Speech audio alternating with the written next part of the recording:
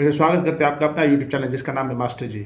चलिए आज हम सामाजिक, आर्थिक एवं राजनीतिक जीवन के दूसरे अध्याय जिसका नाम है धर्म निरपेक्षता और मौलिक अधिकार को पढ़ेंगे। इसमें हम लोग पाठगत विश्लेषण, पाठगत प्रश्नोत्तरी, कुछ स्मरणीय तथ्य होंगे उसको भी पढ़ लेंगे और आखिरी में अभ्यास के कुछ प्रश्नोत्तर भी कर लेंगे। चलिए आज चलते पहले टॉपिक की तरफ। धर्म निरपेक्षता का क्या अर्थ है? धर्मनिरपेक्षता का अर्थ है कि भारत के संविधान के अनुसार सभी लोगों को अपनी अपनी धार्मिक मान्यताओं व तौर तरीकों को अपनाने की पूरी आज़ादी है। राज्य के सामने सभी धर्म समान हैं, सिर्फ इसीलिए कि किसी एक धर्म को मानने वाले लोग अधिक संख्या में हैं, उनको राज्य की तरफ से कोई विशेष स्थान या रियायतें नहीं दी जाएगी। आप इसका स्क्रीनशॉट ले लीजिए। ठीक है, चलते अगले क्वेश्चन की तरफ। अगला कुछ टॉपिक है, भारत में विश्व के 8 प्रमुख धर्मों को मानने वाले लोग रहते हैं। ये हिंदू, इस्लाम, सिख, ईसाई, पारसी, बौद्ध, जैन और यहूदी। धर्म निरपेक्षता को और बेहतर समझने के लिए एक नोट को देखते हैं। धर्म निरपेक्षता का यह भी मतलब है कि राज्य या सरकार के किसी भी कार्यालय, जैसे कि सरकारी स्कूल, कॉलेज, थाना, जिला एवं तहसील कार्यालय, अस्पतालों आदि में ऐसे प्रतीक या चिन्ह जैसे मूर्तियां, तस्वीर, चित्र, चार्ट, नारे एवं कथन आदि नहीं लगाए जाएंगे जो किसी एक धर्म को अधिक महत्व देते हो और उस धर्म के प्रचार प्रसार में सहायक हो। ठीक है, इसके स्क्रीनशॉट ले लीजिए। चलते हैं आगे जो हमारा पाठगत प्रश्न है उसको ध्यान से पढ़ते हैं। ठीक है, इसमें पहला प्रश्न है,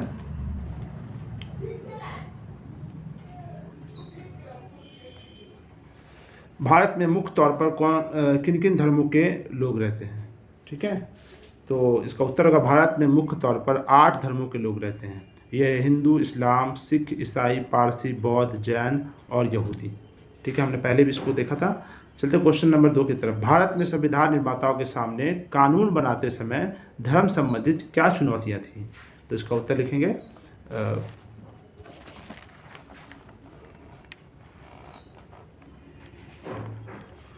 ठीक है, इसका उत्तर है भारत के संविधान निर्माताओं के सामने एक बड़ी चुनौतियां यह भी थी कि यह कैसे सुनिश्चित करें कि धर्म के नाम पर किसी धार्मिक संप्रदाय को दबाया नहीं जाएगा और किसी भी धर्म को मानने की आज़ादी किसी भी व्यक्ति से नहीं छीनी जाएगी। ये कुछ बोलते हैं कानून बनाने समय संबंधित कुछ चुनौतियां थी, ये 2 चुनौती। और इस अगला क्वेश्चन की तरफ चलते हैं। भारत के लोगों के बीच किस तरह की भिन्नताएं पाई जाती है? तो भारत में लोगों के बीच धर्म, भाषा, रहन सहन, खान पान, विचारों, धार्मिक मान्यताओं आदि भिन्नताएं पाई जाती है। ठीक है, आप इसका स्क्रीनशॉट ले लीजिए। चलते हैं आगे क्वेश्चन की तरफ। आगे क्वेश्चन है, एक उदाहरण देकर धर्म निरपेक्षता का मतलब को समझाइए। ठीक है, सरकार के किसी भी कार्यालयों में कोई ऐसा चिन्ह, प्रतीक, मूर्तियां या तस्वीर नहीं लगा होना चाहिए जिससे किसी धर्म को प्रचार प्रसार हो रहा हो। ठीक है, चलते अगले अपने दूसरे क्वेश्चन की तरफ। हमारा दूसरा क्वेश्चन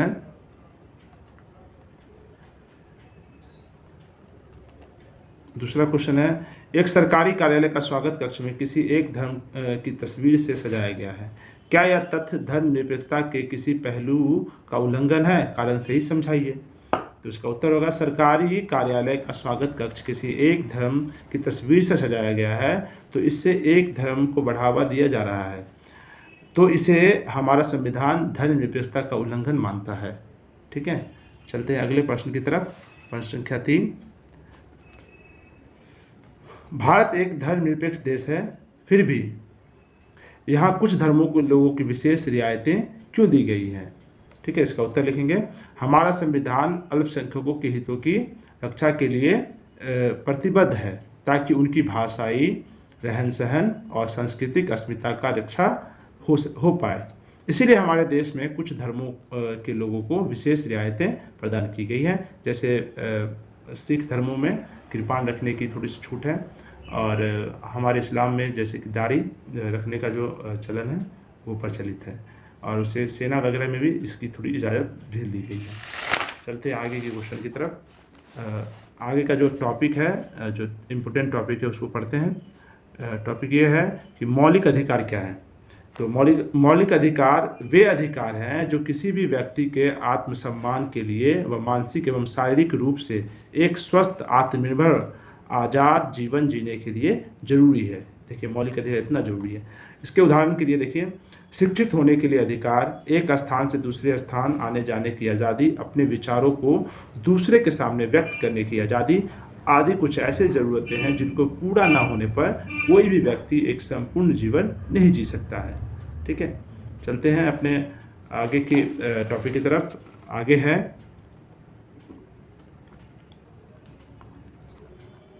मौलिक अधिकार संविधान के तीसरे भाग में दिए गए हैं और इन्हें 6 भागों में बांटा गया है। ये इंपॉर्टेंट है, इस नोट्स को ध्यान से स्क्रीनशॉट ले लीजिएगा, आपके लिए बहुत इंपॉर्टेंट होगा।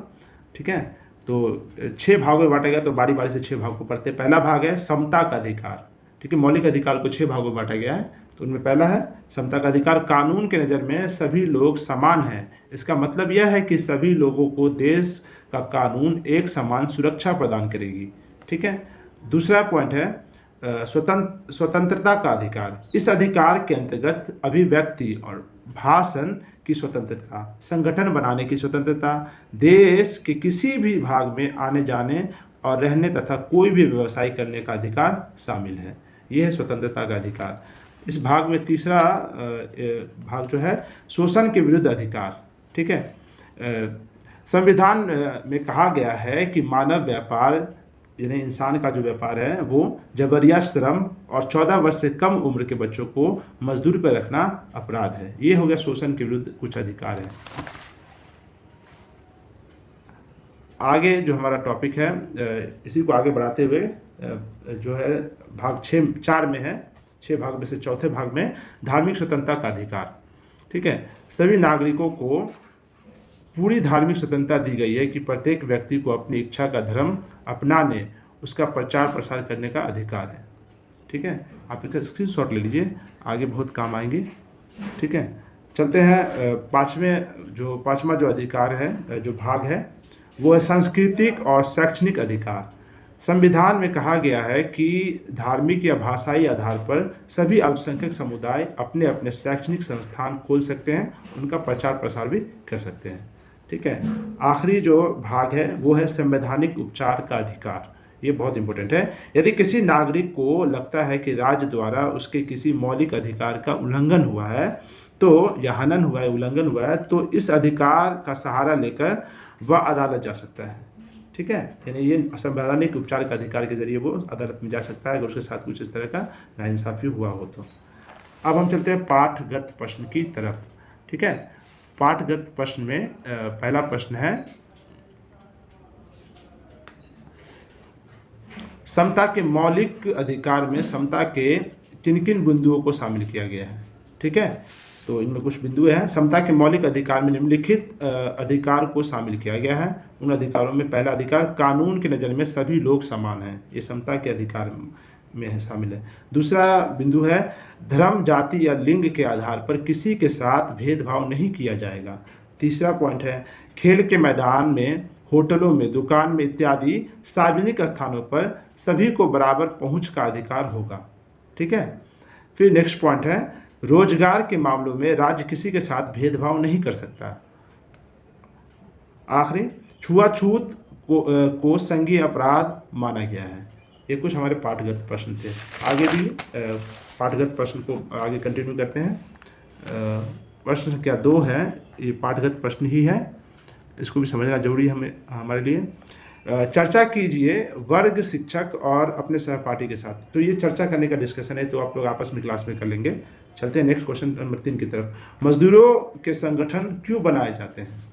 मजदूरों के संगठन इसलिए बनाए जाते हैं ताकि उनको शोषण से बचाया जा सके, उनके हितों की रक्षा हो सके, उनको उचित मांगों की संगठन के जरिए मनवाया जा सके आदि।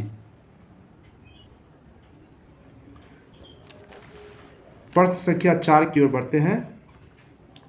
लोग देश के विभिन्न भागों में जाकर क्यों रहना चाहते हैं?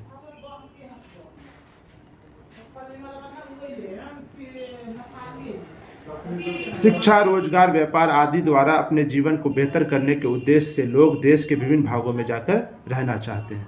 आप इसका स्क्रीनशॉट ले लीजिए। क्वेश्चन नंबर 5 है लोग बंधुआ मजदूर क्यों बनते हैं?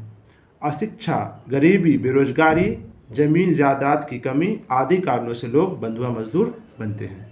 ठीक है, आपका इसका स्क्रीनशॉट ले लीजिए। चलते हैं अगला क्वेश्चन नंबर 6 की तरफ, 6 की ओर चलते हैं। क्वेश्चन है, किन परिस्थितियों में किसी धार्मिक समुदाय की स्वतंत्रता पर सरकार कानून बनाकर रोक लगा सकती है? तो अमानवीय रीति रिवाज या प्रथाएं जो समाज में शांति भंग करती हो, ऐसी धार्मिक समुदाय की स्वतंत्रता पर सरकार कानून बनाकर रोक लगा सकती है, जैसे कि 3 तलाक कानून। हाल ही में कर्नाटक में धार्मिक संगठन पर रोक, अभी इलेक्शन हुआ कर्नाटक में, वहां भी आपने देखा होगा कुछ धार्मिक संगठन पर रोक लगाई गई।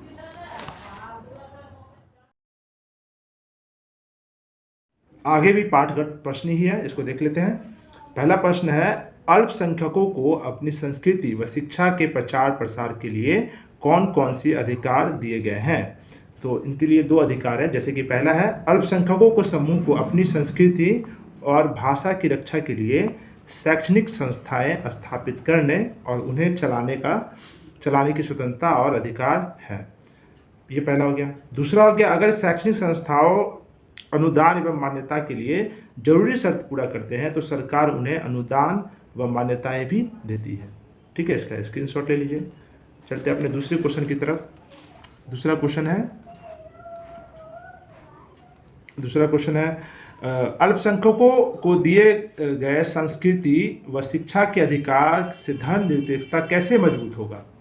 जो अधिकार दिए गए हैं अल्पसंख्यकों को, उससे वो बोल रहे हैं कि धर्मनिरपेक्षता कैसे मजबूत होगा। तो इसका उत्तर लिखेंगे, अल्पसंख्यकों को जब संस्कृति व शिक्षा के अधिकार दिए जाते हैं तब उनमें सुरक्षा की भावना जागृत होती है और वे इस देश को अपना मानकर भावनात्मक रूप से जुड़ जाते हैं। ठीक है, आप इसका भी स्क्रीनशॉट ले लीजिए। चलते अगले नोट की तरफ। ठीक है, नोट है, 2 नोट है इसमें। इसको आगे के एग्जाम में, कम्पिटिटिव एग्जाम हो चाहे कोई सा भी एग्जाम हो, बहुत इंपॉर्टेंट पॉइंट ये होता है। ये पॉइंट ये आपके नॉलेज में भी होना चाहिए चीज़। देखिए, देश में, पहला नोट है, देश में धर्मनिरपेक्षता को बढ़ावा देने के लिए धर्मनिरपेक्षता को सन 1976 में संविधान के 42वें संशोधन द्वारा संविधान के उद्देशिका में शामिल किया गया। ठीक है, उद्देशिका में इसको 1976 में 42वें संशोधन में इसे मतलब शामिल किया गया है। ठीक है, दूसरा है, 1952 में पारित एक कानून के अनुसार महिलाओं को पैतृक संपत्ति में हिस्सा मिलना शुरू हो गया, यानी कि मायके में, यानी कि जो उनके पिताजी का जो हिस्सा होता है पिताजी में, तो उनमें भी लड़कियों को भी हिस्सा मिलना चाहिए। ये जो कानून है 1952 में मतलब पारित हो गया। ठीक है, तो ये याद रखिएगा। चलते हैं आगे। अब आखिरी है, अभ्यास के प्रश्न है ये इम्पोर्टेंट है आपके लिए, इसका भी स्क्रीनशॉट ले लीजिएगा आप लोग।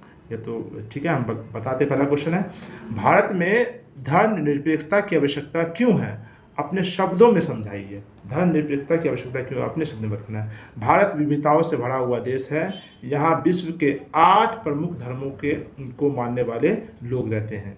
यदि इस देश में किसी एक धर्म को विशेष अधिकार दिए जाएंगे तो इससे दूसरे धर्म में असुरक्षा, अशांति की भावना उत्पन्न हो सकती है। अतः देश में शांति व्यवस्था बनी रहे, ऐसे बोलते हैं, अतः देश में शांति व्यवस्था बनी रहे जिससे प्रगति संभव हो, इसके लिए देश में धर्मनिरपेक्षता की स्थिति बने रहना चाहिए।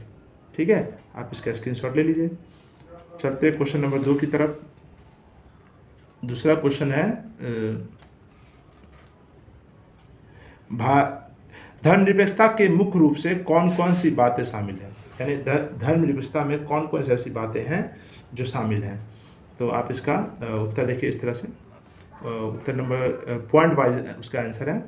पहला है, धर्म के नाम पर किसी धार्मिक संप्रदाय को दबाया नहीं जाएगा। ठीक है। दूसरा है, देश में धार्मिक विविधताओं को बरकरार रखा जाए और साथ ही सभी लोगों को अपना अपना धर्म मानने और उसका प्रचार प्रसार करने की आज़ादी दी जाए। ठीक है।